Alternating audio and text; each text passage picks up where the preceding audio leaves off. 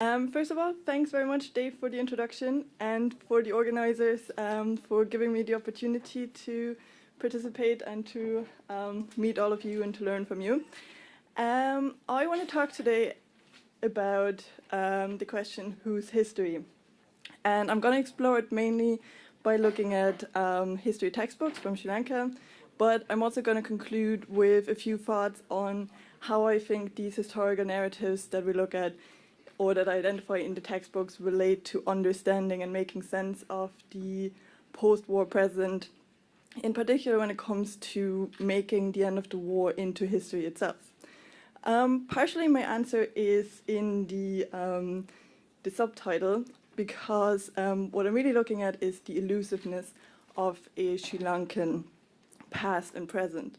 And when I say Sri Lankan, I mean the sort of civic notion of nationhood, whereby the values of nationhood are seen as more inclusive, like language, citizenship rights, obligations, and so on and so forth. Basically values that can be learned, that can be ascribed, and are seen thus as more inclusive, as compared to ethnic values that are usually linked to a shared heritage and more exclusive myths and symbols, and so on and so forth. Of course, in Sri Lanka, I think that's very difficult because we know that the state has been shaped over decades in or by the majority community to cater their idea of what the state should look like. So there's this question of whether there is any civic values at all, but that's kind of beyond my talk. So why do I look at history textbooks? Basically, as Dave said, the diffusion of nationalism derives its power by being widely shared by a lot of people, and textbooks are an important part of the socialization process. They are basically how young future citizens learn about the values that are seen as important. So they're both a tool of spreading nationalism, and they're also a representation of the kind of knowledge that should be taught, that should be learned.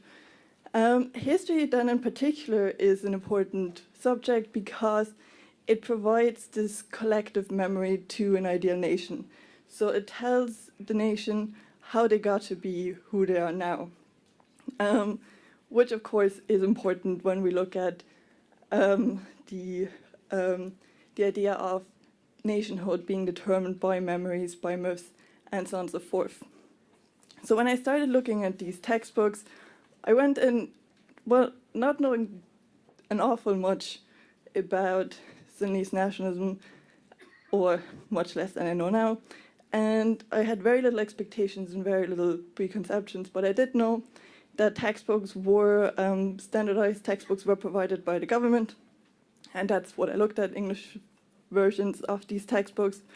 And I also know that these textbooks had been criticized quite a lot throughout the 1990s because they were seen to be very biased ethnically and religiously. They were full of factual errors, of grammar, spelling errors, and so on and so forth. But we also knew that since the late 1990s, there were a lot of educational reforms empowered to address these issues and to create textbooks as a tool for social cohesion. And I was kind of curious to see how successful were these educational reforms? How much were the textbooks? What kind of nation were they creating? And here the foreword of the grade 8 textbooks talks about these textbooks being a tool to shape worthy citizens of the country. And I was kind of interested in, well, what do these worthy citizens look like? Or should they look like once the textbooks come out? Now, given the constraints on time, I won't be able to talk about all the dimensions, but I'm going to focus on, first of all, this kind of question, so who is this nation that the textbooks talk about, whose history we talk about? And it becomes very clear very quickly that, of course, while they do talk about a Sri Lankan nation, they really look at a Sinhalese Buddhist nation. And there's a lot of different ways of how they do that. But I'm going to focus a bit on the ethnic dimension of nationhood, on how they become very exclusive, in my opinion, marginalizing non-Sinhalese Buddhists. The first one I want to talk about is the ancientness of the modern nation that is constructed by the textbooks. So what we see for the textbooks, of course, they provide the ancient history, about 2,500 years of Sri Lanka, and they talk about a continuous history, as such linking the present Sinhalese Sri Lankan nation to the pre-modern nation, and as such not only creating this continuity between modern-day Sri Lanka and past Sinhalese kingdoms, but also reinforcing the use of ethnic labels like Sinhalese Tamils as they use nowadays in the past, which of course is problematic, I think. Then, of course, they provide a myth for history. Here, I looked a lot at how the textbooks provide very selective storylines. They're very selective in the events they cover, also in the heroes they cover, so they focus very much on Sinhalese kings, Sinhalese politicians, and Tamils and Muslims feature very, very rarely, which creates the sense of a Sinhalese history. Also, I put up the picture of Vijaya here, who is presented as the origin myth of the textbooks. So these sort of myths and legends of Vijaya of Dudugamunu in the textbooks are actually presented as historical fact, which of course is a whole issue in itself.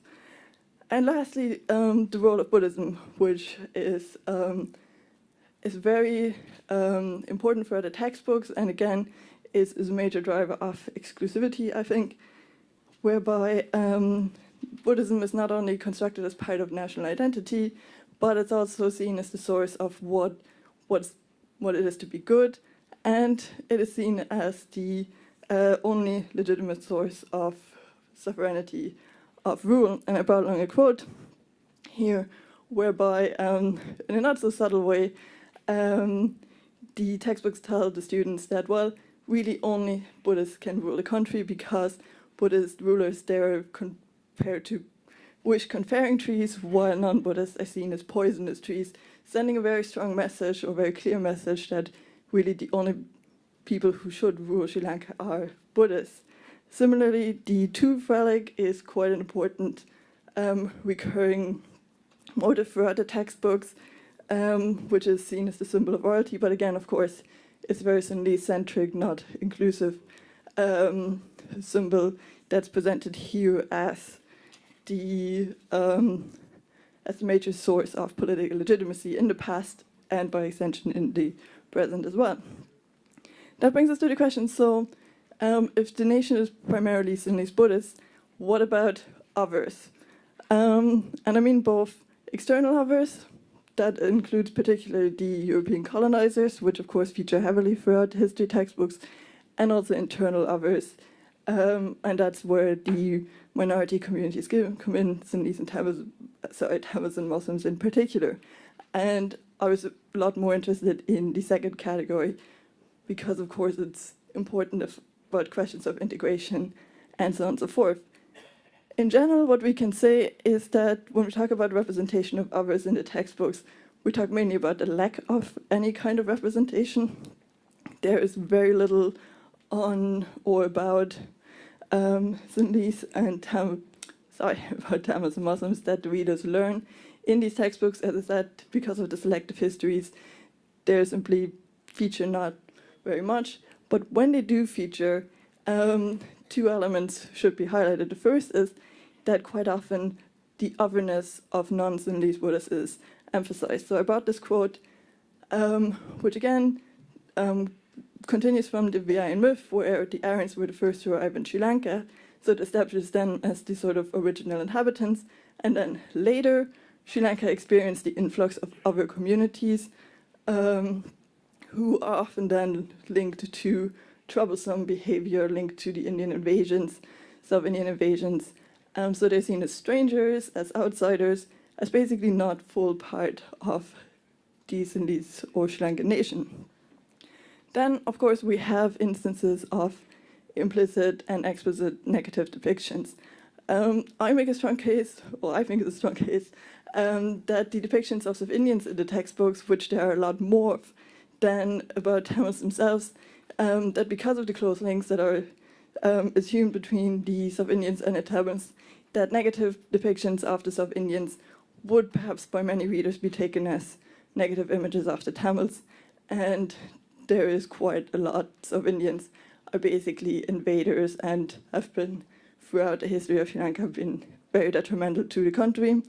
And then we have more implicit negative depictions, and I brought here the quote about King Sri Vikramarajasinghe, who is quite noticeably because he's the only Tamil leader or Nayakar leader who we learn quite a lot about in the textbooks compared to all other Tamil leaders. And his story is basically the story of how he became quite a brutal, vicious leader due to mainly his alcohol addiction. And he's quite important because he was the last ruler of the Kandyan kingdom before it was subjugated by the British. So it was basically a non-Sinhalese, non-Buddhist leader who lost the independence of the country, according to the textbooks, which of course adds to the ideas that the readers should have about non-Sinhalese, non-Buddhists and their ability to rule a country. So briefly, how does the end of the war fit into this kind of past? Now, Mimi was talking about memory in probably more microcosm. I'm talking more about the sort of official versions of the end of the war, and Uyangoda kind of talked about this conflict between the peace of the vanquished, as it's perhaps felt by the Tamil communities after defeat of the LTTE, versus the victor's peace, which is driven and perpetuated by the Sri Lankan government. And this sort of official version, which I think very problematically is framed within the same space as the conflict, for example, between Dudugumunu and Ilara, is of course very problematic when it comes to the space that is created or that is closed after the end of the war for reconciliation, for political reform, because it is a victor's peace.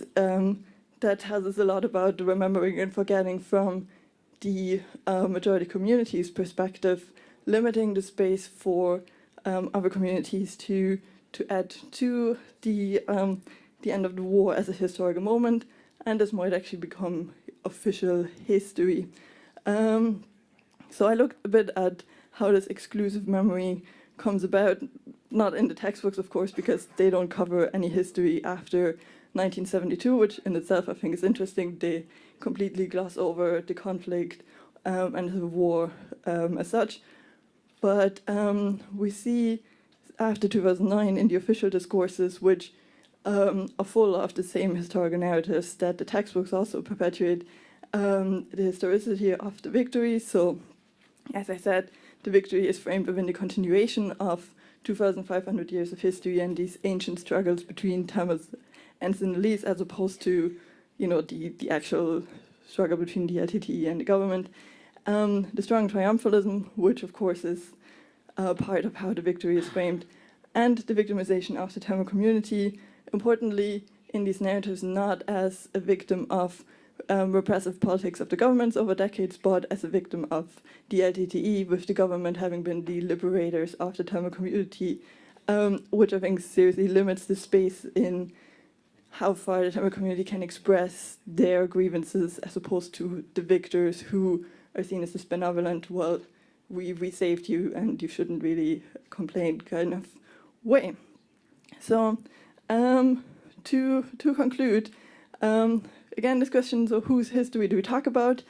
I think most of all the textbooks really present a grand failure of this vision of, as it's expressed by the Ministry of Education, whereby the textbooks should provide this tool to present or to construct a national cohesion, national integrity, national unity, harmony and peace.